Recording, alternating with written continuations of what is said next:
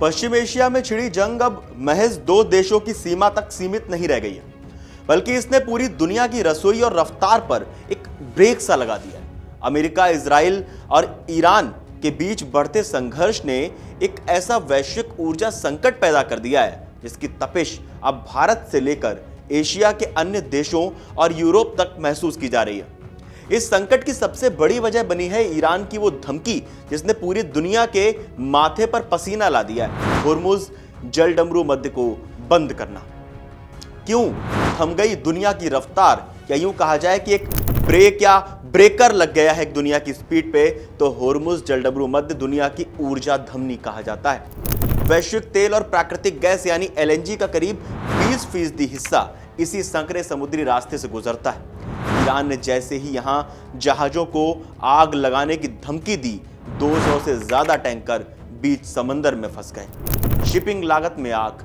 जो तेल टैंकर पहले सामान्य किराए पर चलते थे, उनका किराया अब आसमान छू रहा है। चीन जाने वाले सुपर टैंकरों का किराया $4 लाख प्रतिदिन तक पहुंच गया है। बीमा का बोझ। युद्ध के खतरे को देखते हुए कंपनियों ने जहाजों का बीमा प्रीमियम कई गुना बढ़ा दिया है, जिसका सीधा बोझ आम आदमी की जेब पर भी पड़ेगा। कच्चे तेल की कीमतों में शॉक। $115 के पार पहुंचा ब्रेंट क्रूड। महज एक हफ्ते के अंदर कच्चे तेल की कीमतों में 30% की भारी बढ़त दर्ज की गई है। यूक्रेन युद्ध के बाद ये पहली बार है जब ब्रेंट क्रूड $115 प्रति बैरल के पार निकल गया है। आपूर्ति घटने और मांग बढ़ने के इस खेल ने कतर, सऊदी अरब और कुवैत जैसे दिग्गजों को भी मजबूर कर दिया है कि वे अपने पुराने कॉन्ट्रैक्ट्स पर फिलहाल रोक लगा दें। इस वैश्विक ऊर्जा संकट ने एशियाई देशों को अपनी नीतियों में आपातकालीन बदलाव करने पर मजबूर कर दिया है। जहां पाकिस्तान और बांग्लादेश जैसे देश ईंधन की किल्लत के कारण वर्क फ्रॉम होम और शिक्षण संस्थानों को बंद करने जैसे कड़े कदम उठा रहे हैं, वहीं चीन और जापान जैसे विकसित देश अपने विशाल स्ट्रेटेजिक पेट्रोलियम रिजर्व का सहारा लेकर घरेलू बाजार को सुरक्षित करने में जुटे हैं।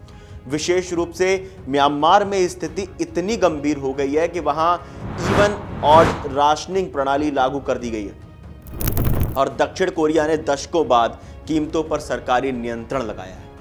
इन देशों की ये कोशिशें साफ दर्शाती है कि होर्मुज जलडमरू मध्य में मामूली सी हलचल भी पूरी दुनिया की अर्थव्यवस्था की नींव हिलाने की ताकत रखती है। अब भारत पर क्या है असर, क्या यहां भी दाम बढ़ेंगे, इस पर बात करते हैं। भारत के लिए स्थिति दोहरी चुनौती जैसी है। भारत अपनी जरूरत का करीब 90% तेल आयात करता है। राहत की बात यह है कि भारत ने पिछले कुछ वर्षों में अपनी रणनीति बदली है।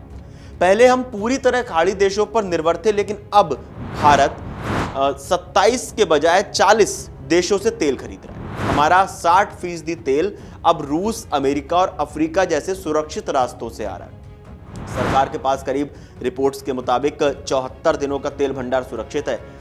चिंता की बात यह है कि गैस और उसकी महंगाई। तेल तो संभल गया, लेकिन एलपीजी यानी रसोई गैस और एलएनजी के मोर्चे पर पेच फंसा हुआ। भारत दुनिया का दूसरा सबसे बड़ा एलपीजी आयातक है और इसकी अधिकांश सप्लाई होर्मुज के रास्ते से ही होती है। देश में गैस सिलेंडर की कीमतों में 60 से 115 रुपए की तेजी देखी गई है।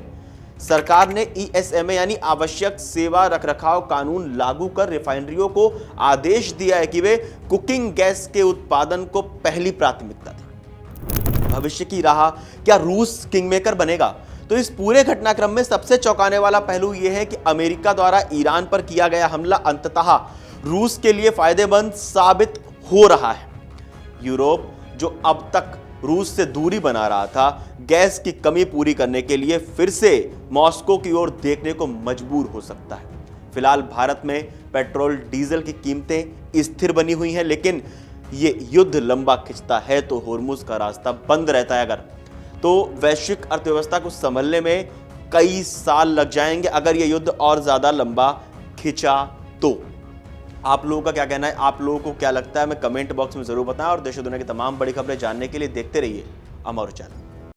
अगर आप ये वीडियो YouTube पर देख रहे हैं तो हमारे चैनल को सब्सक्राइब कर बेल आइकन दबाएं और Facebook पर देख रहे हैं तो हमारे पेज को लाइक करें।